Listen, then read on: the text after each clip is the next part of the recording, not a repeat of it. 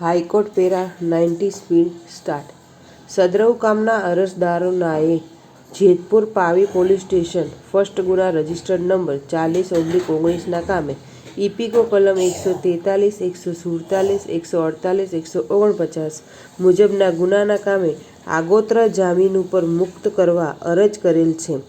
અરજી અન્વયે સામાવાળાઓને નોટિસ કાઢતા સામાવાળા સ્ટેટ તરફે વિદ્વાન એપીપી શ્રી જે.વી. પુરાણી હાજર થયેલા છે.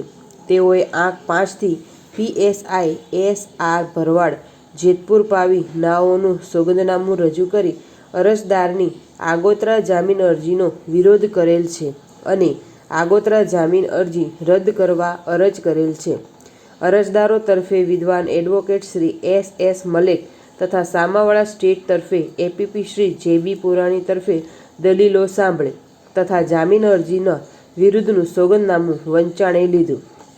અરજદારો તરફે એડવોકેટ શ્રી એસ.એસ. મલેક એવી દલીલ કરે છે કે અરજદારને આ ગુનાના કામે ખોટી રીતે સંડોવી દેવામાં આવેલ છે.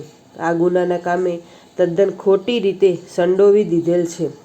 અરજદાર / આરોપી પ્રત્યક્ષ કે પરોક્ષ રીતે ગુનામાં કોઈ ભાગ ભજવેલ નથી. વધુમાં જણાવેલ છે કે અરજદાર / આરોપી કોઈ ગુનાહિત ઇતિહાસ ધરાવતા નથી.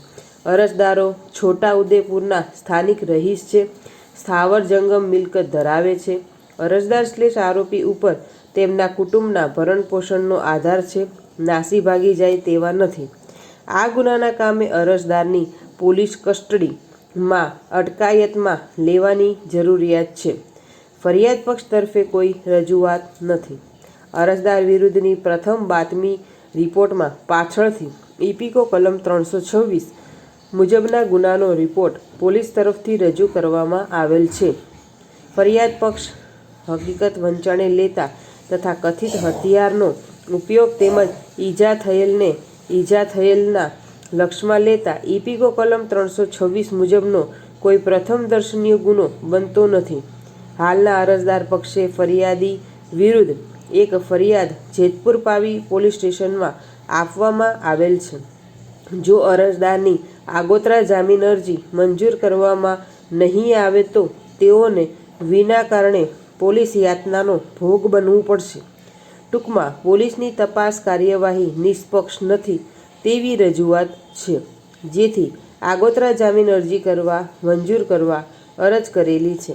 આ કામે સામાવાળા તરફે વિદ્વાન એપીપી શ્રી જે.બી. પુરાણી એવી દલીલ કરે છે કે આ કામના અરજદાર વિરુદ્ધ ગંભીર પ્રકારના ગુનાનો આક્ષેપ છે. હાલની ફરિયાદના કામે ફરિયાદી હુમલામાં ગંભીર પ્રકારે ઈજાગ્રસ્ત થયેલ છે તેમજ અન્ય સાહેદોને પણ ઈજાઓ પહોંચાડેલ છે. જેથી અરજદારોને જામીન ઉપર મુક્ત કરવા જોઈએ નહીં. આમ અરજદારો વિરુદ્ધ ઇપીકોની કલમ 143, 147, 148, 149, 323, 325, 504, 506(2), 326 મુજબના ગુનાનો પ્રથમ દર્શનીય કેસ છે.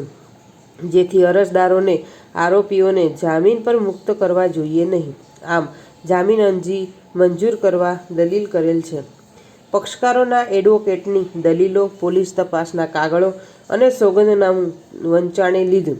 અરજદાર / આરોપી સામે Jetpur Pavi police station first ગુના રજિસ્ટર્ડ નંબર 40/19 કામે ઇપીકોડની કલમ 143, 147, 148 કામે ગુનો નોંધાયેલ છે.